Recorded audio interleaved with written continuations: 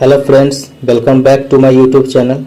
दोस्तों, ये बिहार कार्यालय परिचारी के लिए दोस्तों इसका हम आज आपको सिलेबस पूरा डिस्कस करेंगे कि उसका सिलेबस कैसा है। ठीक है दोस्तों, यहाँ पर सिलेबस आपको जानना बहुत ही ज़रूरी है, बहुत ही इम्पोर्टेंट है, क्योंकि आप तैयारी कर रहे हैं, अगर आपको रास्ता ही नहीं पता है तो आप मंजिल तक कैसे पहुँचेंगे।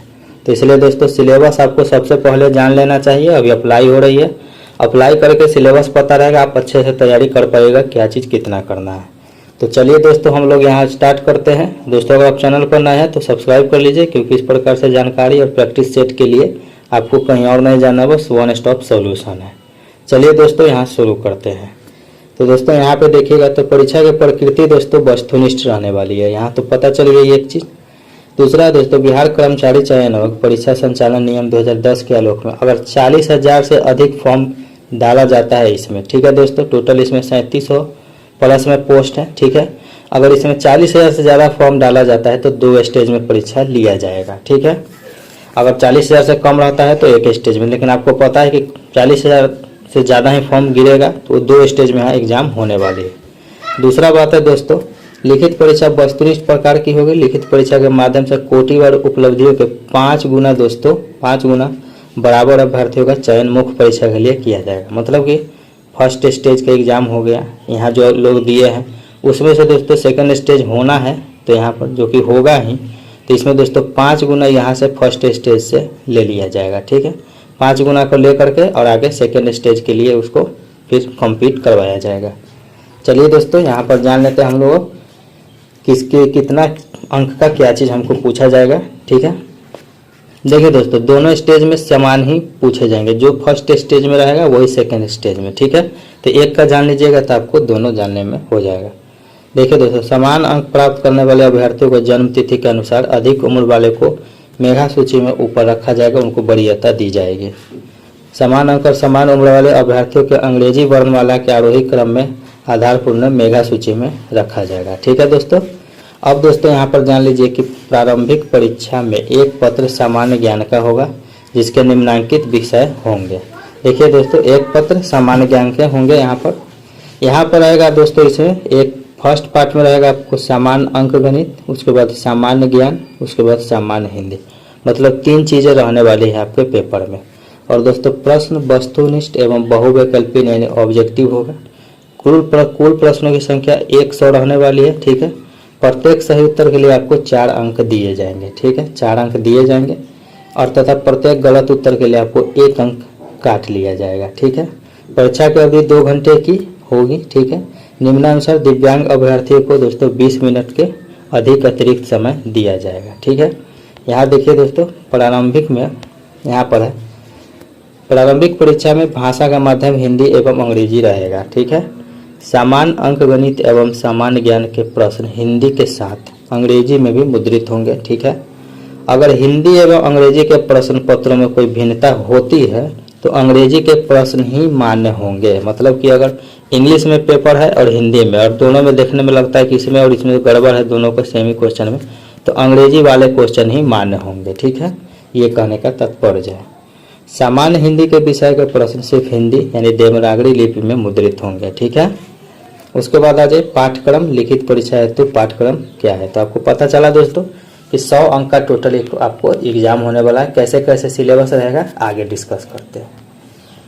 यहाँ पे आइएगा दोस्तों, तो सामान्य अंक गणित, ठीक है, यानी कि जनरल मैथमेटिक्स में देखिएगा दोस्तों यहाँ पर कि आपको 30 अंक का यहाँ पर रहेगा। ठीक है, इसमें क्या क्या पूछा जाएगा, तो दोस्तों लघुत्तम समावर्त, LCM HCF, वास्तविक संख्या, परिमेय संख्या, अपरिमेय संख्या, पूर्णांक संख्या, वर्गमूल, घनमूल, प्रतिशतता, लाभ हानि, बट्टा, बिक्री कर, साधारण ब्याज, चक्रवृद्धि ब्याज, समय, दूरी, समानुपात, प्रतिलोम समानुपात। दोस्तों ये सिलेबस है, तो इस चैप्टर के अनुसार आप तैयारी करिए। इतना चैप्टर आप कंप्लीट कीजिए, उसके बाद ही कुछ एक्स्ट्रा पढ़ने के बारे में सोचिए। पहले इसमें हमको महारत हासिल कर लेना है। ठीक है, इसलिए हम आपको बोलते हैं दोस्तों कि सिलेबस जानना क्यों जरूरी है, क्यों हमको पता होना चाहिए कि हमको क्या पढ़ना है। क्योंकि लास्ट समय में आप जाइएगा रिवाइज करने, तो सिर्फ इतना ही रिवाइज करना है, ऐसा नहीं कि बहुत सारी चीज़ें लेकर रिवाइज करने बैठे हैं। ठीक है, चलिए आगे चलते हैं और सामान्य ज्ञान का जानते हैं कि इसमें क्या क्या चीज़ रहने वाला है। दोस्तों ये आपको 40 अंक का सामान्य ज्ञान रहेगा, ठीक है। जनरल नॉलेज दोस्तों आपको 40 अंक का रहेगा। यहाँ पे आइएगा दोस्तों, तो उसके क्या रहेंगे, संसाधन एवं उसके प्रकार, वन एवं वन्य जीव संसाधन, जल संसाधन, कृषि फसलें, खनिज, ऊर्जा संसाधन, विनिर्माण उद्योग, राष्ट्रीय अर्थव्यवस्था मानचित्र अध्याय, ठीक है। संघवाद, भारत की संघीय व्यवस्था, केंद्र राज्य संबंध, भारत की भाषा, लोकतंत्र विविधता, भारत की सामाजिक धार्मिक विविधता, राजनीतिक दल, मुद्रा और साख, वैश्वीकरण, भारतीय अर्थव्यवस्था, व्यापार, भूमंडलीकरण, अर्थव्यवस्था और आजीविका। यहाँ पे आइएगा दोस्तों, इतिहास के सिलेबस में तो भारत का इतिहास रहेगा, संस्कृति, भूगोल, स्वतंत्रता आंदोलन, पंचायती राज, राष्ट्रीय आंदोलन में बिहार का योगदान, मतलब बिहार जी के हो गया, भारत में राष्ट्रवाद, समाजवाद, साम्यवाद। नेक्स्ट में साइंस में आ जाइएगा दोस्तों, यहाँ पर तो प्रकाश का परावर्तन, अपवर्तन, मानव नेत्र, रंग बिरंगे संसार, विद्युत धारा के चुंबकीय प्रभाव, ऊर्जा के स्रोत, रासायनिक अभिक्रिया एवं समीकरण, अम्ल, क्षारक, लवण, धातु एवं अधातु, कार्बन एवं उसके यौगिक, तत्वों का आवर्त, जैव प्रक्रम, जीव का प्रजनन, आनुवंशिकता एवं जैव विकास, हमारा पर्यावरण, प्राकृतिक संसाधनों का प्रबंधन। दोस्तों ये दोस्तों यहाँ पर रहने वाला है सभी का सिलेबस यहाँ पर सामान्य ज्ञान के लिए। अब यहाँ पे आ जाएगा दोस्तों, तो यह सामान्य हिंदी के 30 प्रश्न रहेंगे, ठीक है। 30 अंक के सामान्य हिंदी रहने वाले। इसमें क्या क्या पूछा जाएगा, इसमें आपको संज्ञा, सर्वनाम, लिंग, विशेषण, प्रविशेषण, पर्यायवाची शब्द, कारक, मुहावरे, काल, संधि, विलोम शब्द, समास, लोकोक्ति, अनेक शब्दों के लिए एक शब्द, शुद्ध शब्द शुद्धि, वाक्य शुद्धि, तत्सम तद्भव शब्द, उपसर्ग, मुहावरा, प्रत्यय, उपसर्ग, ठीक है दोस्तों। ये सब दोस्तों यहाँ पर रहने वाली है। Total full syllabus, detail syllabus यहाँ पर दिया गया है, ठीक है, क्या क्या चीज़ है। आगे आ जाइएगा दोस्तों यहाँ पर, तो 10वीं कक्षा के पाठ्य पुस्तक के गद्य खंड एवं काव्य खंड के अंश, रचनाकार एवं आधारित प्रश्न रहेंगे, ठीक है। यहाँ पर ये भी एक एक्स्ट्रा हिंदी में पॉइंट है, ठीक है दोस्तों। अब आइएगा दोस्तों यहाँ पर, तो क्वालिफाइंग मार्क्स क्या रहने वाला है।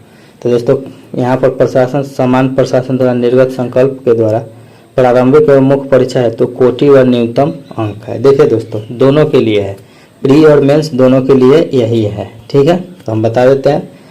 अगर दोस्तों यहाँ पर देख लीजिए, अनारक्षित वर्ग यानी जनरल कोटि में है तो 40%, पिछड़ा वर्ग से आते हैं तो 36.5 यानी 36.5%, अत्यंत पिछड़ा वर्ग से है तो 34%, और अगर अनुसूचित जाति या जनजाति से है तो 32%, महिला वर्ग से अगर आप बिलोंग करते हैं तो 32%, दिव्यांग के लिए सभी वर्ग के लिए है 32%। आपको अंक लाना ही होगा, और इससे कम अंक लाते हैं दोस्तों तो आपका पेपर चेक नहीं किया जाएगा। ये मिनिमम क्वालिफाइंग मार्क्स है कि इतना पर कम से कम क्वालिफाई करना है।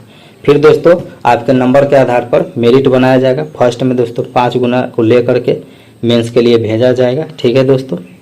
तो दोस्तों ये था बिहार कार्यालय परिचारी के लिए दोस्तों आपको फुल सिलेबस, ठीक है। तो आपको सिलेबस के रिलेटेड में और कोई दिक्कत हो कि कोई भी चीज़ में, तो आप कमेंट कर सकते हैं, बता सकते हैं कि हमको दिक्कत है, तो हम आपको उसके लिए सेपरेट वीडियो बनाकर पूरा डिटेल में समझा देंगे।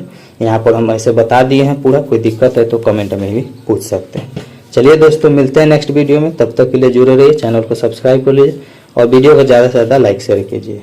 धन्यवाद।